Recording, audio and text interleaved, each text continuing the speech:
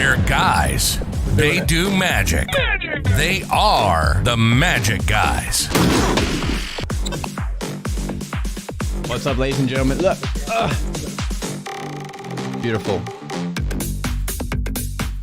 That was magical. Thank you. Episode 81. Jason has caught the flu. It was his birthday yesterday, so feel free to spam him with messages on his Instagram. The flu. I hope you're not real sick, Jason, but happy birthday, bro. I hope you had a good time yesterday. Yeah, the post-birthday cold. We all get one, you know. How are you doing, Doug? How are you over there? You know, I'm settling back into the office after moving and shaking. Took my wife out for a week. We had a great time, and now I'm adjusting to whatever version of reality I've created here. So I'm fine, to make a long story short. How are you doing? Yeah, I'm doing well, man. It's good to have you back. I Thank you. ducked over to Sydney and caught up with Jason. And our friends in the comments would have seen our videos. We both filmed each other, and it was very, very cold. And we went out and did some street magic. Is it cold there now? What is cold? Like, is it like? I wish I could do it was like 8 degrees Celsius for us, which is, it's the cold where you can see your own breath when you're breathing. That's too cold. The hands are slowing down a little at that point, but, you know, we wanted to get some content, and we did. Cool. So that was the main thing. Did you guys post? Oh, you did? I don't know. I haven't seen anything online. So there's video online of this happening? Yeah, we both put up a video each of doing some magic out there. Just, you know, bit of street magic, nothing super crazy, but just people having a good time watching, and it was really fun. I'll check it out. I had my nose to the grindstone today. I made a video and I posted it, and then I hated it, so I deleted it. So today, my day was like working, and then it was just experimental work for no, you know, those happen. It happened today. With you. Hey, Doug, I haven't shown you this, Doug. Check out this. What? Hang on, let me just take a little sip for a second. Uh-oh. This is fancy. Yeah, we got the... I like that. I'm on the merch. You're on the merch, baby. Oh, man, that is a fantastic mug. I have to get one of those. I'll send you one. I don't think you have one of the hoodies either. But, I don't. Am I cool enough to wear a hoodie? Is there an age gap for that? I mean, do I qualify? I think you qualify, man. Yeah. We'll have to send one to you. And I have to send one to your lady, Erin, as well. What? I reckon. She would wear it. If she'll wear it, that's it. We have pink ones, right? Is there a pink one? There is. Yeah. What are the colors? Yeah. I would like the pink one for me. And then you can send Erin whatever you want. Sweet. Sounds good. So, Doug, you introduced me to our guest that we have coming on today. Originally, you're like, you need to check out this guy. He does beatboxing with his magic, which is something I was getting into. And you're like, and he does acrobatics in his magic. And this guy, I feel like he's a kindred spirit to me in that sense. Mm-hmm. But for you, he's a kindred spirit because he's one of the top busking guys that you hear about, traveling the world performing. I've watched this guy blossom. Let's bring him on. Hey, Niko Leo, come. Is there an intro for this? Let's do the intro. Let's bring him on. Let's do it.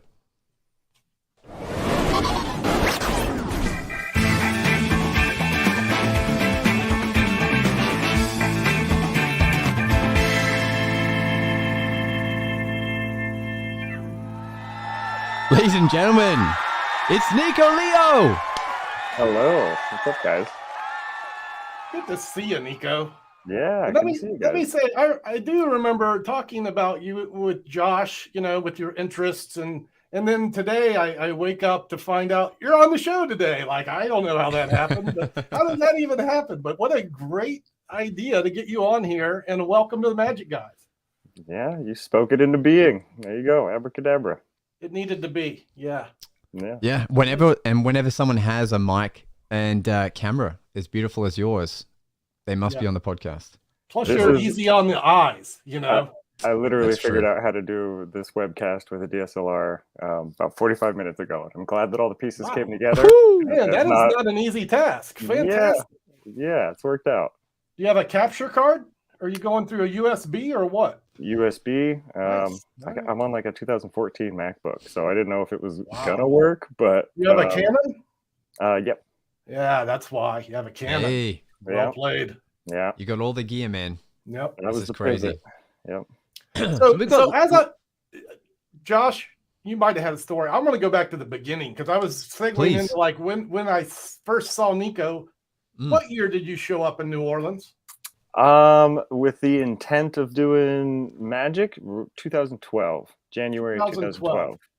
So I'm walking down Royal Street in 2012, and there's Niko, and here's his act at that time. I think it was just coin manipulation as you played the harmonica.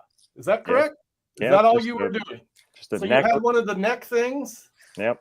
And you harmonica and music and magic. This was the beginning.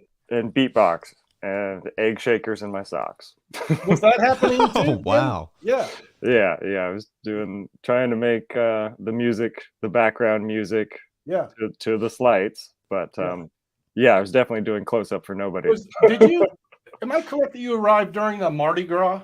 Is that? I arrived in January, so 2 months. 2 months before. I guess it depends on the year. Yeah. I'll tell you this, dude. I didn't give you a chance. I'm like, there's another one that'll never make it with this harmonica and the coin magic.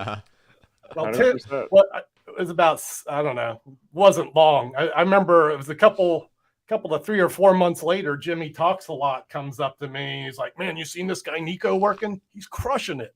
I'm like, Niko with the harmonica and the coin? He's like, yeah, man, this guy's killing it.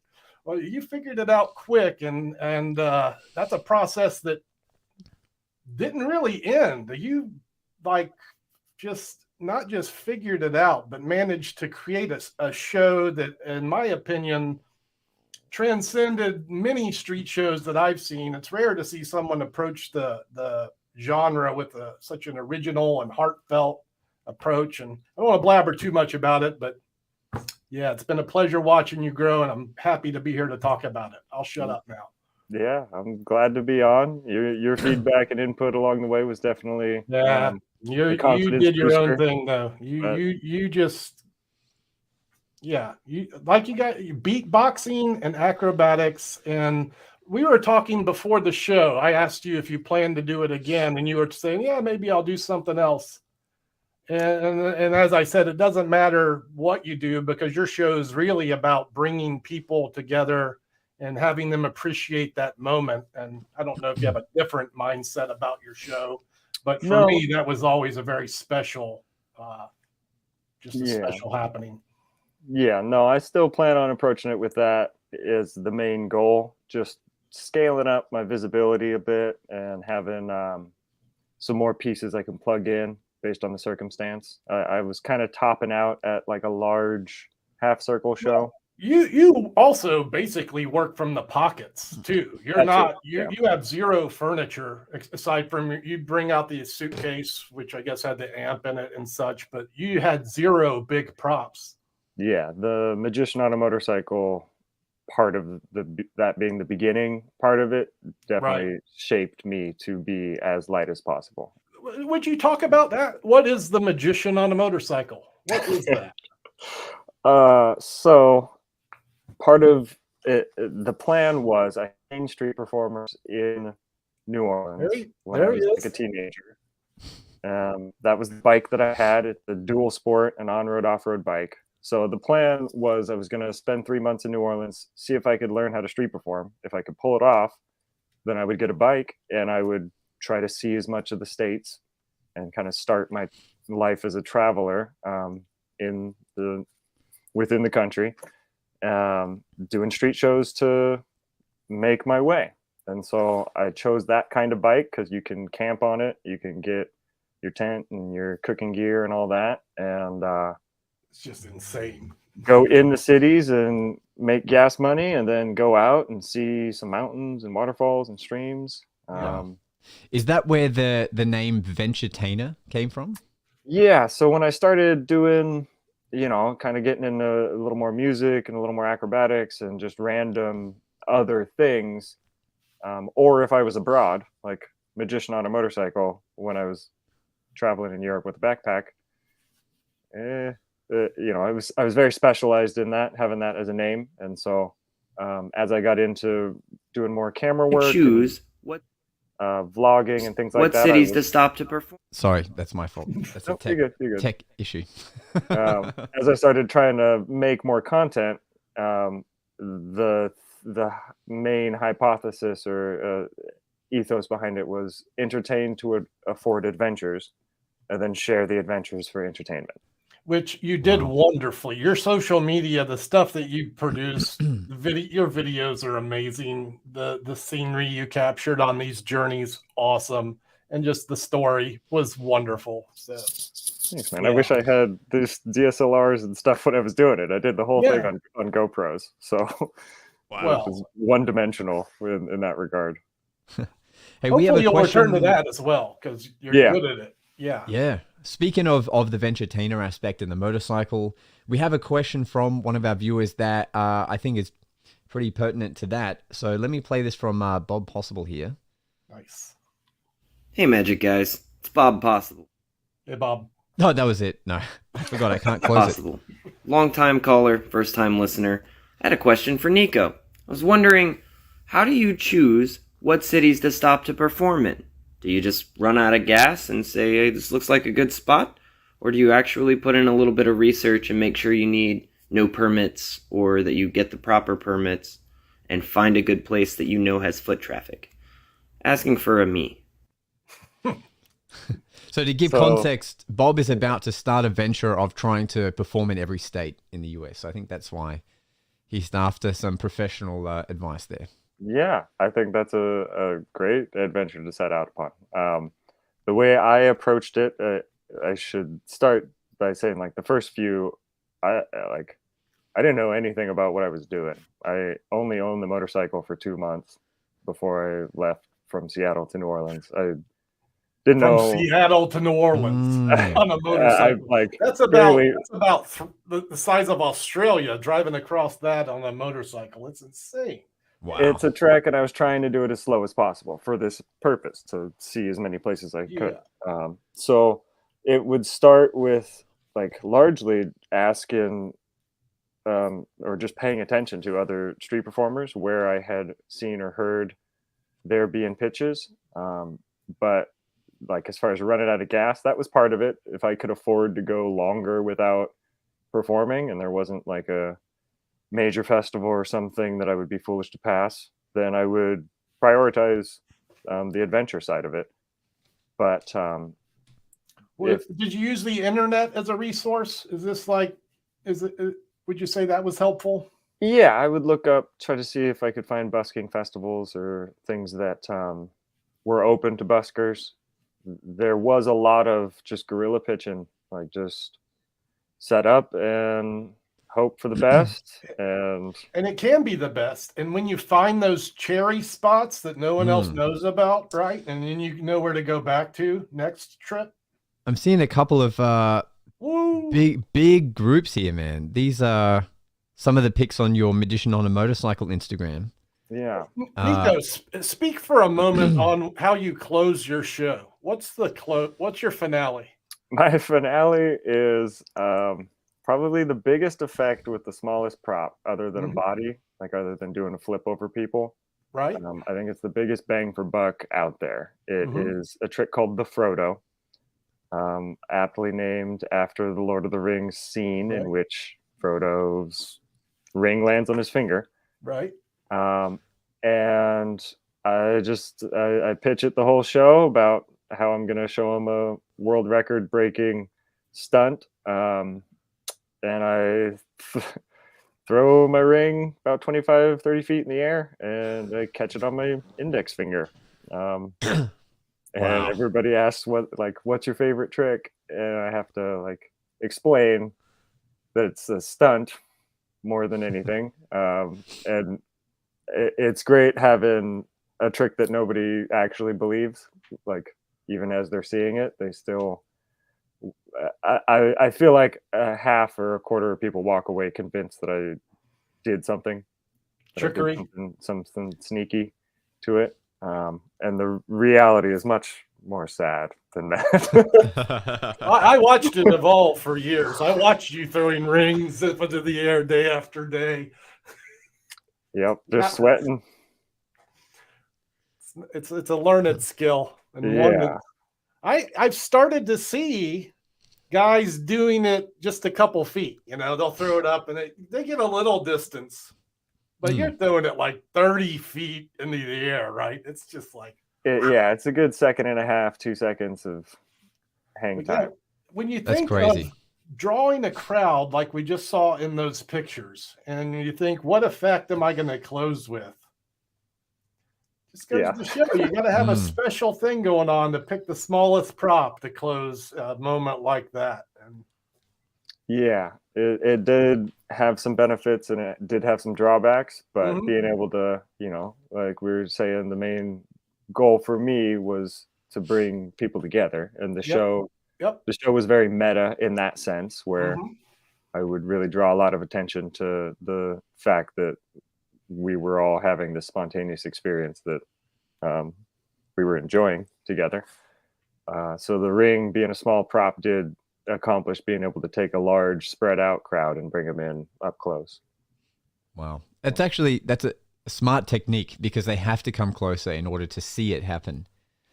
Yeah, that was also my crowd draw. So I would start and finish the show with the ring. And I had kind of, I called it like an anti-crowd build. I've seen people bounce coins. You can bounce silver dollars if you hit them right. Jimmy Talks a lot, the first guy I ever saw do it. And my ring would work for that, but it had a real nice tone to it. And so I would stand around, set my rope down, just tied up in front of me, and bounce my ring. And one or two people would think that they dropped coins or something. And then as soon as they were like, whatever, and started to walk away, I would do it again and kind of create this suspicion amongst all these people that something was going on, something weird was going on, but nobody could really tell what it was. And then I would just turn my mic on and address the fact that it seemed like something was going on. Yeah, that's your opening line. Wow, right? that's so. Yep. And then tell everybody to come up.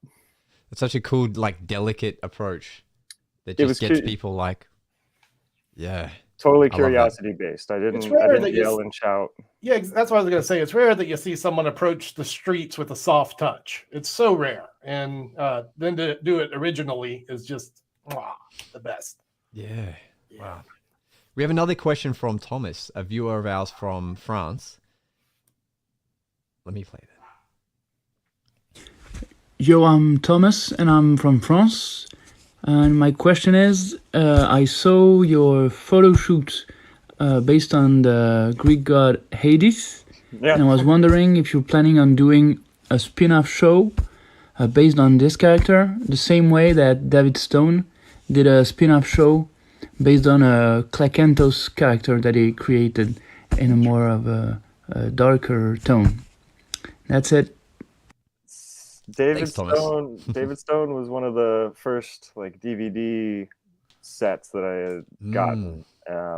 His like card to mouth and bottle work were pretty influential to me early on, but I haven't seen the thing that you're talking about. I haven't seen what his project is, making a dark character, but that sounds awesome. You dabble in male modeling, correct? Yeah. That started, someone came up to me after a street show, which is one of the things I miss the most about street shows, is just having an open door to the world. Anything. You never know. Right. Yeah. And so now I do a little bit of that in combination with working as a photographer. Yeah. Wow. I think the character that Thomas is referring to is when David Stone went on America's Got Talent, but as a character that had like a white thing over his head, and like he couldn't tell it was him. I didn't know that. Here it is. Cleric Entos. So this is the picture. So you wouldn't have known it was him, but if you watch that season, it's very much an eerie kind of feel. So weird. Why would David Stone cover up his beautiful face? That doesn't make any sense. He's such a great performer too. What a mistake, in my opinion. I guess it has something to do with, because he loves doing acting and playing different characters. Seems like that's the opposite of that, though, to cover yourself. Yeah, I don't know. So I guess, yeah, I mean, had you thought of making an actual character out of your Hades inspired? So that Look? was the first time I had done any kind of character play like that. And it was a lot of fun. I did enjoy it, but I hadn't considered. To me, they've been separate worlds. I've been kind of on a hiatus from street shows since the pandemic, and really working on building up some skills, just diversifying my skill set. And I'm just now getting competent enough at some of the newer things to be considering integrating them into some of what I had going. But very few people, I also became a real estate broker. Very few people in the real estate world or photography or modeling know that I was a magician, know that I had a performance career. And so I would like to You're not integrate busting out the card tricks at the office water cooler or anything. Not yet, but I have thought, like, the amount of people you get exposed to during a street show, if depending on the size of your show, to me the math that plays out as far as like clicks per dollar, like right. I feel like I've got the formula right. I could be combine the two. Yeah, I could be pitching my real estate and photography services to people. Can you imagine? I was going to say, can you imagine at the end of your massive circle show, you're like, by the way, while I'm here on the street doing the show, if you need a house, I'm your guy. You always did a wonderful job of tying your social media into your pitch, and you just do that, right? And it sells itself, right? Yeah, the magician on a motorcycle thing, I was very much it was story centric. It was very narrative oriented. So my hat line would be telling people I'm in the middle of a cross country motorcycle trip, right? And this is what I'm doing with my 20s, and the show that you just are in the middle of watching is how that happens. So if you want to see the story and you like the show, here's where you can get it. Love it. That's beautiful. Yeah. I feel like that would just be so amplified in this day and age, especially if you applied some of your skill sets to the reels and the shorter videos, give people with a, shorter attention span a chance to catch your vibe. And I would encourage you to do that. Yeah. I am planning on doing another trip or two in the next year or so. But you're right. The window where marketing and capitalization on unique experiences and content. If I had been making stuff, had it as a priority while I was doing all these trips, I've highly considered just revisiting, like retracing some of the steps now that I can do drone videos and all that, and just make a better summary of that experience. Yep. Man, I'd watch that on Netflix. I don't know about you guys. Yeah. Find someone to pitch it to. It's a great adventure. What are you doing? I'm going to get on this motorcycle and go somewhere with my magic show. Yeah. Exactly. Draw thousands of people and they're going to pay me. A friend of mine named Pete Booth, he always thought that a great TV show would be about a busker trying to pay his way like around the world or maybe around a country and documenting that. He's literally paying his way around, and you've already done it, so you could literally just document it the right way, and you could be that guy 100%. Yeah, I started when I was 23. I'm now 33. So the window which I'm willing to do travel street performing, it's still open, but it's a little maybe you're in a nice van now. Yeah, that's what I would like, a van with a like a little dirt bike.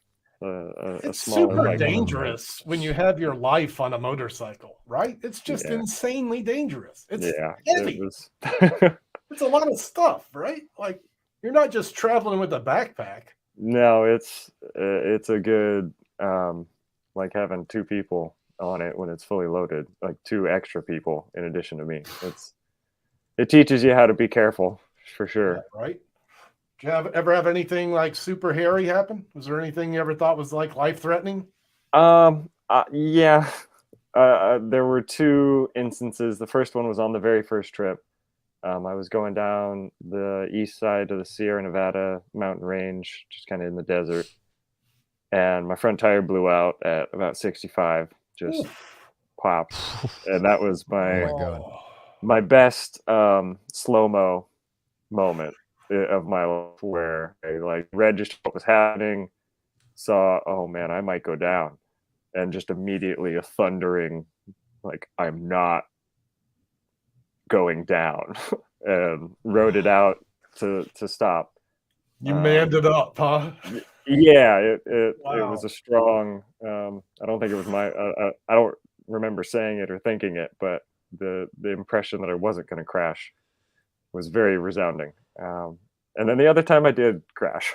I was trying to outrun a storm in the Midwest, and just kind of got cocky and thought I was further ahead of it than I was. And I was cruising along on a nice little country road, and it's like 2 p.m, and then it just got dark, like in a 10-second time frame. It looked like it was now like 9 o'clock, and I was looking around. It's like, that's, and it was like I had gotten hit by a vehicle. Whoa! It just suddenly like was at a 45-degree angle headed towards the side of the road. Just a big wind gust, huh? Yeah, just like a whole front coming. Wow. And fortunately, there was no trees or anything nearby. It was like a sloped road, and I was able to kick the bike, slow down to about 25, kick the bike out in front of me, and just kind of baseball slid down a road, down the hill. And by the time I landed and got up, it looked like I was in a scene from Twister. Like, it was just thunder, lightning, and grass going sideways. Not a good place to be when your vehicle's a motorcycle, right? Yeah, it was sketchy. Just bear it, huh? Yeah. Look for a bridge. Is that what you do? You try to get to a bridge and hunker down? I don't know. I tried to bail. After trying to get it was in like a muddy field, was what was at the bottom of this hill. Wow. And I couldn't get the bike up. I couldn't Oh, get out, and I was panicking. And so I tried to go up to the road and catch a ride, and there's a lot of traffic, and probably 30 or 40 cars went by, and nobody stopped. And I was like, oh God, I am on my own. Took about 20 breaths and then figured it out. Walked the bike like a half mile through the mud to a shorter slope where I could get it back to the road, and made it home. So don't let that stop you, ladies and gentlemen, from busking. These are the stories these are in the real trenches. All right, let's go to a lighter question. This is from Scotty P, who's watching the show, and I know he this morning went out to perform some magic at a community event, and he said in advance he was already going, but he wanted to know this question in advance for it. But listen to Scotty. What's going on, magic guys and girls? Scotty P, the mid-strength magician here, and I had a question for any one of the magic guys. When performing magic for people out in public, which type of people do you tend to avoid? Which type of people do you tend to gravitate towards? And what line or lines do you use to initiate that conversation to start doing magic for them?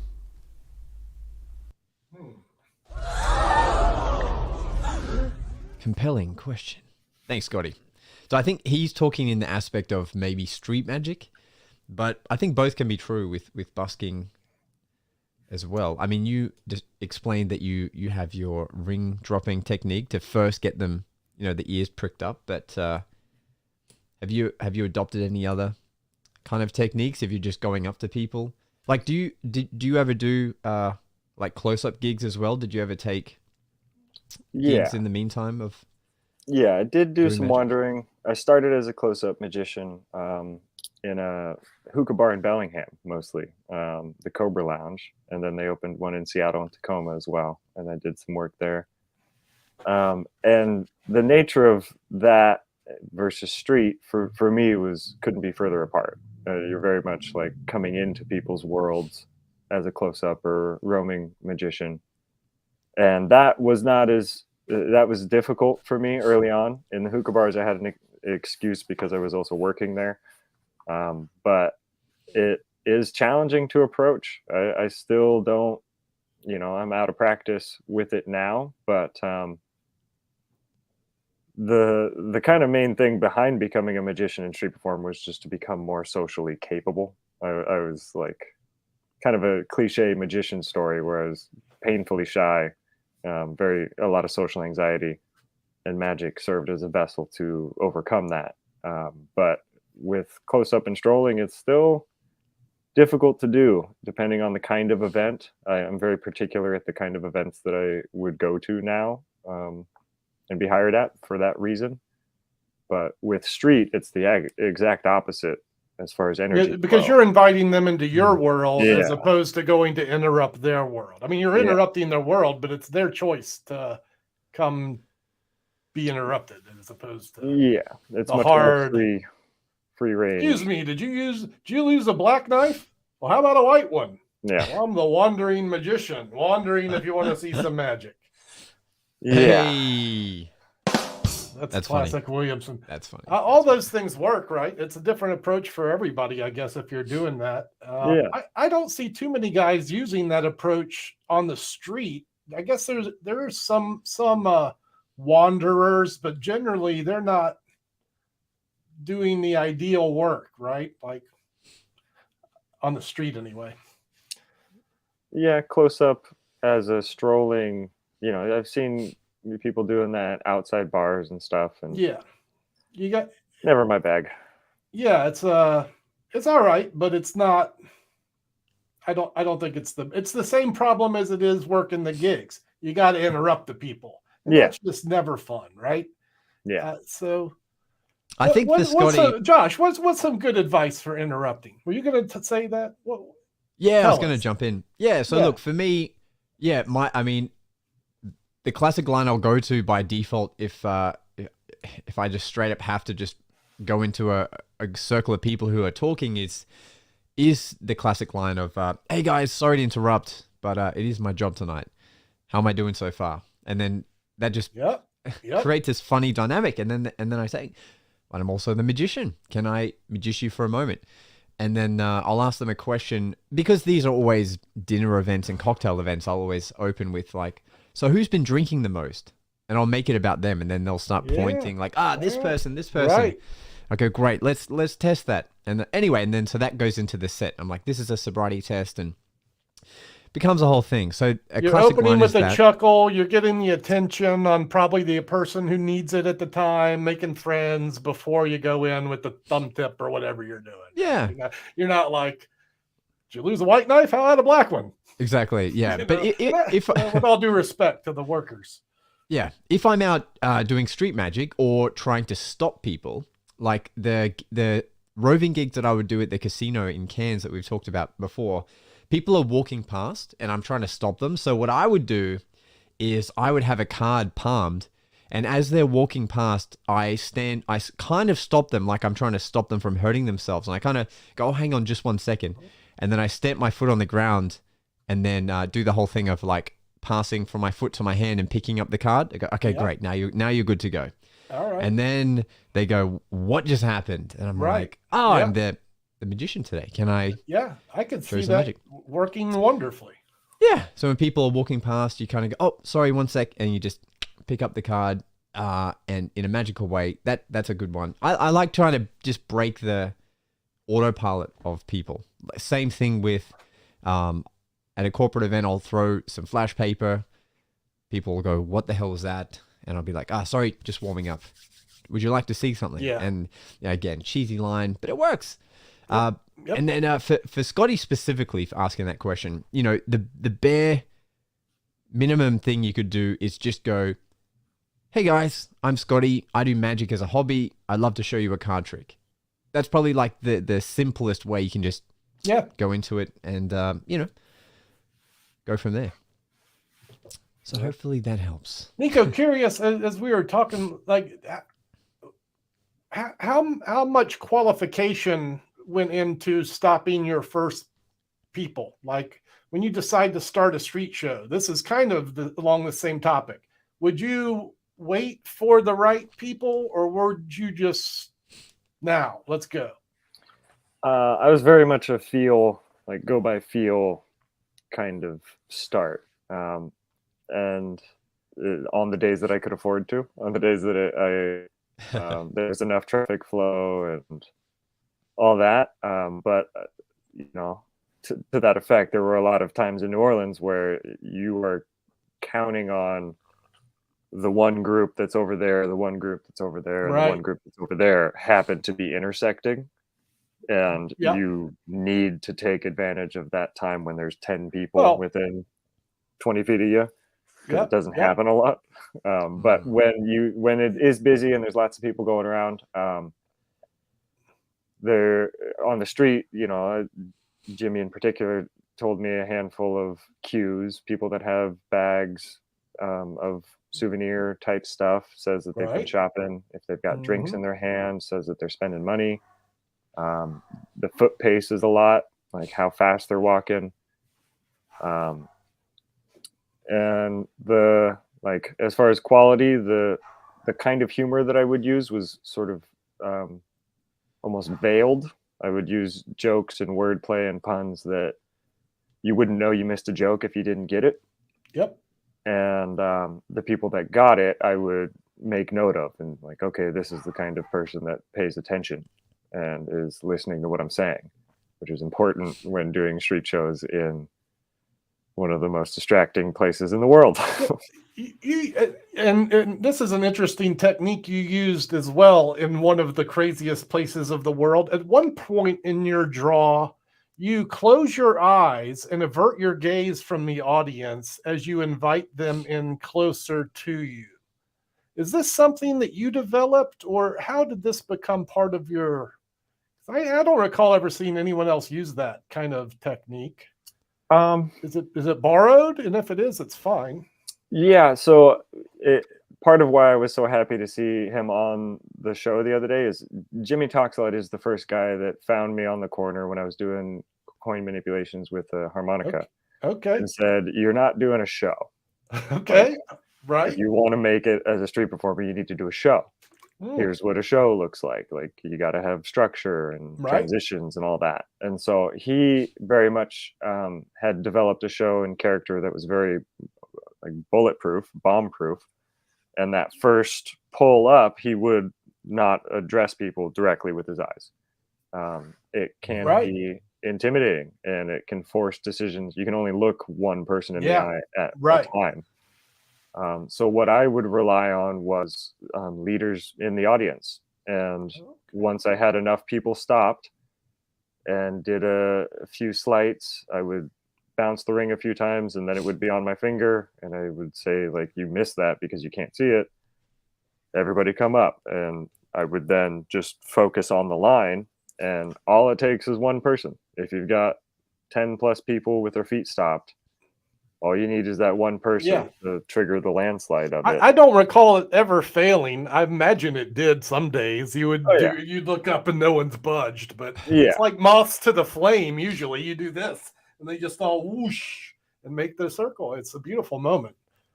Yeah, when it worked well. It always worked when I saw you do it. Fast. But there definitely were times when fortunately, that was kind of one of the nice things about it being a softer draw, which it didn't take too much from me. But anytime you invite 20 people to something and everybody says no, like you got some work to do. It's but it's a good thing. Like, that's not the group that you wanted. It's better that they didn't come up. Yeah. Right. That's when you choose to end the show a little faster, maybe. Yeah, you just don't do it. I mean, that's not. Yeah. That's what have you done so far? Not much. Yeah, if one or two groups of one or two people come up, I just tell them what just happened, which is like, that didn't work. I'm gonna do it again in like 2 minutes. Yeah, I'm with you.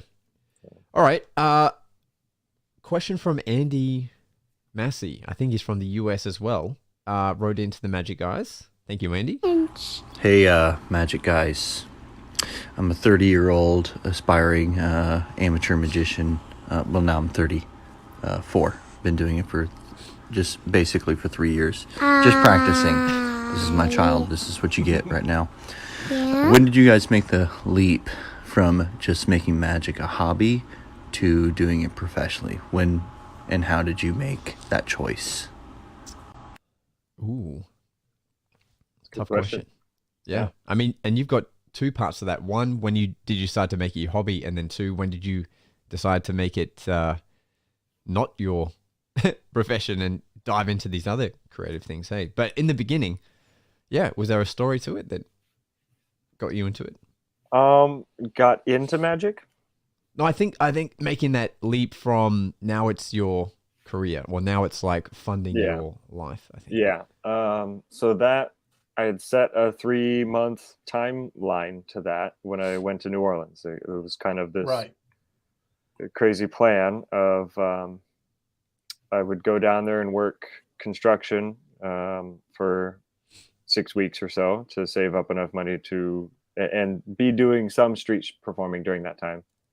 But then be able to afford a month or two of just doing it, just street performing, and having it bookended like that. It was very much like an experiment. I didn't decide like I'm now a street performer. This is what I do for a living.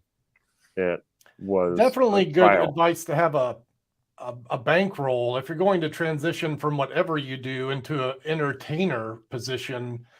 I think the general rule of thumb is to have about a year's worth of money saved up to pay your bills while you're trying to see if you can make this happen. You were young and crazy when you. How old were you? 20? Were you that old? 23. 23. When I started on that experiment, I'd been doing magic for 5 years, maybe. Okay. Before and that. that's about what it should be to consider doing it for a living. I mean, you shouldn't be doing it as a professional, much less than that. Yeah. Maybe. Yeah. Okay. So, and then you would work these jobs, save up some cash, see how many. So, is that right? You would kind of see how many months you could keep busking for. I was going to do it just for that time frame for 3 months. So that became part of my pitch was I'm now 8 years into a 3-month experiment. But every year that pitch got a year longer. Yeah. So after those 3 months, it was starting to be summer in New Orleans. I went back to Washington and now kind of had an idea of what a street performance might look like, if a street performance that made some money might look like. And I still kept with another job. I was working at the hookah bar, the Cobra Lounge in Seattle, and doing sidewalk shows at Pike Place down in Seattle. And that was, I guess, kind of my like, I don't know, you hear rock bands talking about living in basements and eating dog food. I would work a hookah bar from 7 p.m. to 3 a.m. and then sleep on the couches there and then wake up and go down to Pike Place and do street shows and then go back to... Did you ever cross paths with Tom Frank up there? Was he in your neighborhood? He was already out. I think he was already out of Seattle by the time I had been down there, but he hadn't been gone long. Like he had been there recently enough for people to ask me that, like when I was starting to do it. Yeah, he had a shop there for a while, and he street performed on a regular basis in Pike's Place. Is that what it is? Yeah, Pike's Place, Mark. Yeah. There's a guy we should get on here, Josh. Yeah. Oh yeah. Tom Frank. Tom Frank. Baby. That'd be a good one. Yeah. Wow. Let me write it down. Yeah. Good stuff. Write that down. I think for me, similar to I had a day job, but I would spend my weekends solely trying to get out there and perform wherever was like a free event. I could just go there and give out my business cards and stuff. Like from the corporate magician angle, I was always doing stuff. Either I was working, a sales job, and then going out at night or spending the night times like practicing the magic. And for me, it was like a 2-year process of once I started doing paid gigs, it took like 2 years to get enough gigs going regularly and clients regularly that I could leave like the day job. But what about for you, Doug? Did you ever have to have a I mean, muggle job. So, I mean, no, right out of high school, I was hell bent on I was going to street perform. And the school and my family were trying to get me to join the military. They're like, oh, damn. I mean, yeah, because, you know, they don't. World War I? Was that? Versus what? Your kid's going to go be a street performer? No parent wants their child to go run off to the streets. But I got lucky and I got a gig. I auditioned at Kings Island Amusement Park and I got hired through them. So right out the gate, I had at least a ground to do some training for a few months, and then hit the streets. I really worked magic shops for most of my life, and doing that intermingled with gigs. That was a good transition for me towards a professional kind of established, existence. So yeah, I don't know. I wouldn't recommend this job for anybody. That's the answer to your question. Yeah, we all just kind of end up here, right? Like I remember David Williamson, there's an interview on him and people ask him how he got to where he is. And he's like, I don't even know what I'm doing. Yeah, like, I'm just, That's somehow. how I feel. Right.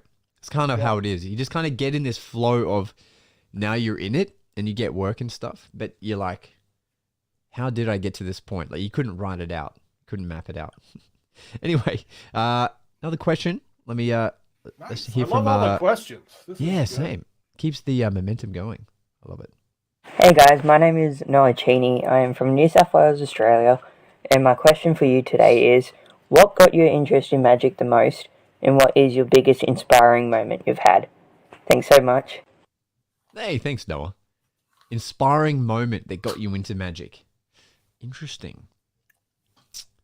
Well, for me, I wish I still had it, but it's so cliche, but I was given a magic set that came with a VHS tape.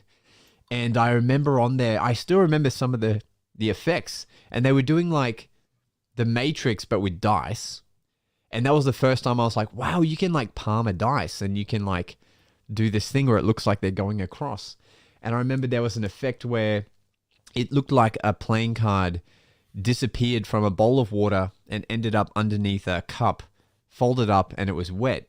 And I remember the method was like the card that they pick up off the top of the deck with the cloth is actually like a Perspex piece of card. So when you drop it into the water bowl, you hear a card go in there, but when you take off the cloth, you can't see anything. And then you show that now it's traveled under this thing. And I remember watching all of that and going, holy crap, that's insane. And I only remembered one card trick from that set, but that was like the thing that really got me into wanting to show people it. And then, and then at my 21st birthday, a professional magician named PD Magic, who we've had on the podcast, was hired to perform. And that was the first time I realized you could do magic as a career. And I was like, holy crap, this is insane. So like, they were like the two pivotal moments for me, I reckon. But, I hadn't seen much of like David Copperfield on TV or anything like that here in Australia. So they were, I wish I bet the DVD was like of someone I would know now, like we would know in the magic realm. But it's gone. Hey, highlight me. Look at this. Look what I found at Fun Ink this last time I placed a Fun Ink order. Bill Tarr's 101 Easy to Do Magic Tricks. This was my first magic book ever. And I got it when I was like Chinese sticks. I think I got this book, Linking Rings is in there, when I was 8 or 9. So I had this book when I was 8 or 9. I remember crafting some of these props for my my middle school talent competition. I still do one of the ace assemblies that's in here. I still use one of the card tricks. Wow, that's about 43 years ago. Is it that long? Holy crap, I'm old. So there's an inspiration for me. And you know what? After reviewing this book, and it's the first time I've had it in my hands since I was a child, I think this is an important book. This is maybe one of the best beginner books available for like $8 on Amazon. I know the linking ring routine in here is killer. I use it professionally. Wow. If only for that. The Magic Square, Paddle Very. Look at this book. It's so well illustrated. How can you not be inspired by something like this? Unless you don't read. Yeah, you don't 101. read, well, whatever. you would think with 101 magic tricks, like that's your repertoire sorted. Like if you really took the time to dissect and learn everything. It's amazing stuff in this book. And where is it available, Doug? Well, I would buy it at Amazon for $8. That's what I would do. But I actually had them at conjure.com, but I sold them all. I don't even like selling books. I don't make money off the books. It costs me money to ship these things. Y'all quit buying books at conjure.com. Costing me money. Yeah. Stop supporting. I like to practice conjure.com. what I preach. I like the students to have access to these things, but it's costly. Yeah. Whatever. It is Books costly. But books are where it's at. Yeah. What about you, Niko? What got you, like, is there a inspiring moment? Yeah, the moment that kind of gave me the first traction, the first momentum and pull towards it was in college as a freshman. In high school, I was big in sports, and that was kind of my social identity. And then went off to college and didn't have any of that. And so I would sit through like all the progress I had made socially had vanished. And so I would sit through these 3-month-long classes and not have met anybody. And so I was in my dorm. I had one dorm mate, and we were kind of just fucking around watching YouTube stuff. A random card trick thing popped up. I didn't think much of it. But I was going back. I was in Ellensburg, Washington at the time, and I was going back over the mountains towards my folks' place. And sometime over that weekend, I was clearing stuff off a like high bookshelf and pulled down a book that nobody in my family can tell me where it came from or who gave it to us. But it was the Royal Road to Card Magic. Wow. And the sequencing of seeing it might have been like a this and that routine on YouTube, and then finding this book. I started flipping through the book, learned a handful more routines, came back that weekend and showed them to my roommate, and him shouting and yelling, "What the F?" People started coming in the dorm room, and I remember like looking around suddenly, and there's like 25 people that are excited, and it kind of gave me a like, oh, this could be a thing that I can break back out of social shell with. And well, you did that. That's what happened. Yeah. You were a chosen one. That's what happened. Magic chooses who it needs. Some little black hole popped that book up there, but I'm glad it did. Yeah, thank you, whoever did that. Yeah, that's crazy. That's crazy. Yeah. Right, Jake of all spades, you're up, my friend. Let's listen to his question. If it wants to play. Oh, Jake, maybe your question doesn't want to play on Instagram here. What is happening? Look, 5 out of 6 isn't bad. Those are good odds. That's true. Audio is always the problem anyway. Oh, I got it. I'm living proof of it. I'm on the Blue Yeti tonight. Sorry. It happens. Here we go. Audio question time. Hey guys, my name is Jake. I'm a beginner magician from Chicago, and I would really love to know like how you guys met and what made you decide to do the podcast, and what's the main thing that keeps you going? Oh, I think that's a Magic Guy specific question. What keeps us going, Doug? That sweet dividend that you send me once every 6 months, which I immediately reinvest into the pod.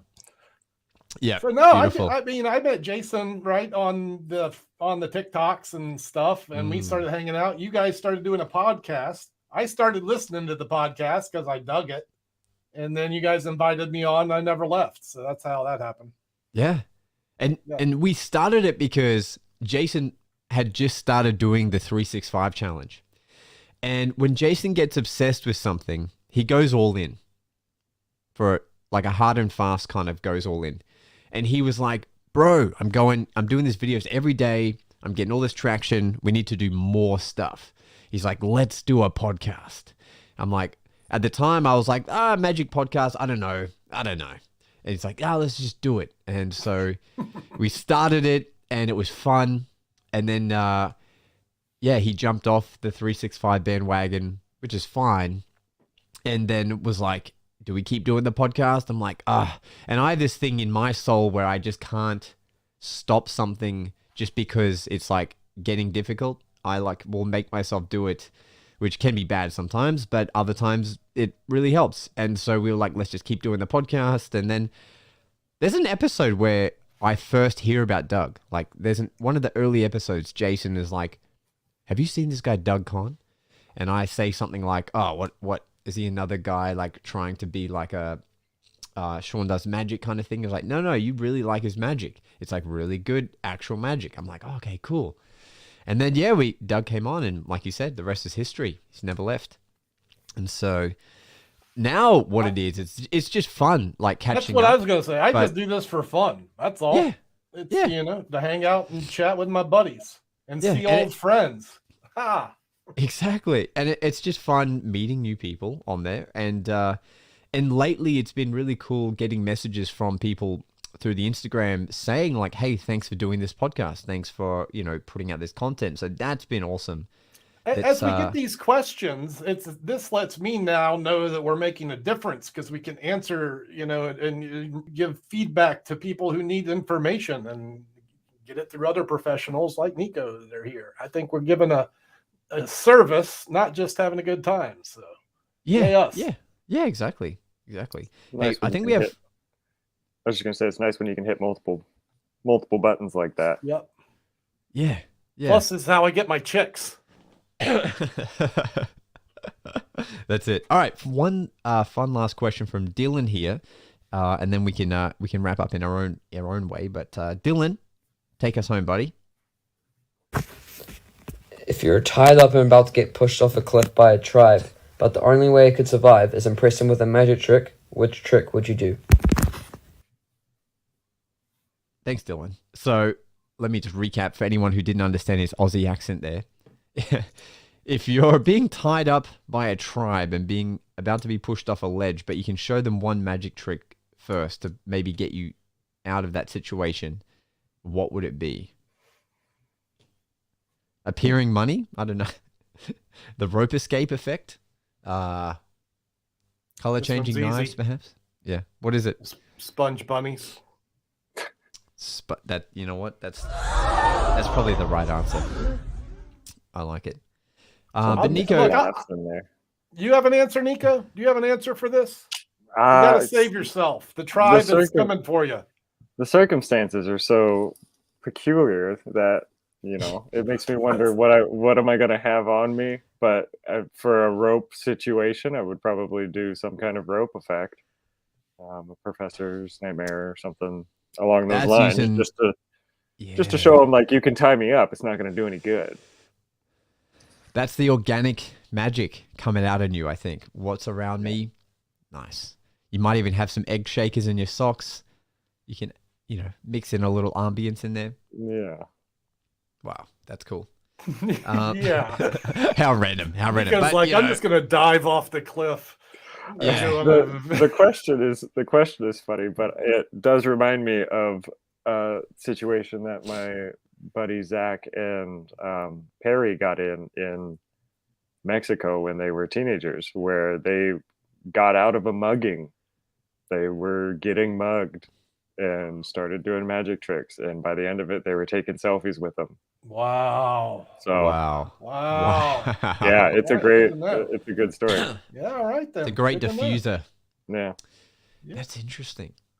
Hey, I've seen videos of magicians getting out of speeding tickets. Stephen Brundage went viral doing the Rubik's Cube for a cop, got out of a speeding ticket with the trick. Wow. Wow.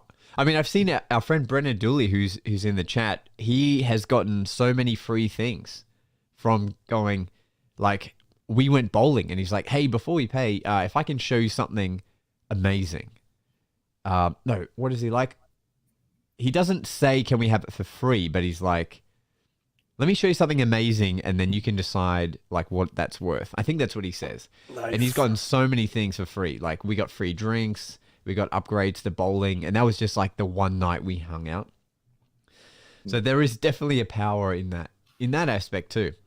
Hey, for everyone who left audio questions, thank you. So I said we'd give out a magic hoodie to the best one. So I think we'll save the time on the podcast and we'll announce it in the stories of who is going to win that. So, but Niko, what's coming up for you, man? So at the moment you're on a break from busking in your shows. But what's when can the world expect to see some more stuff from yourself?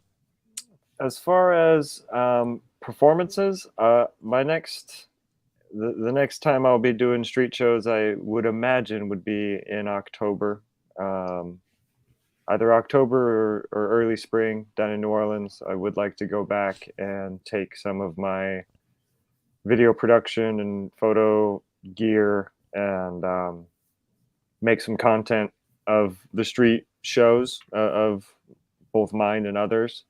Maybe produce some reels for people that they can then some promo reels and such, and take what I've been learning in my time off and bring it back to my performer friends.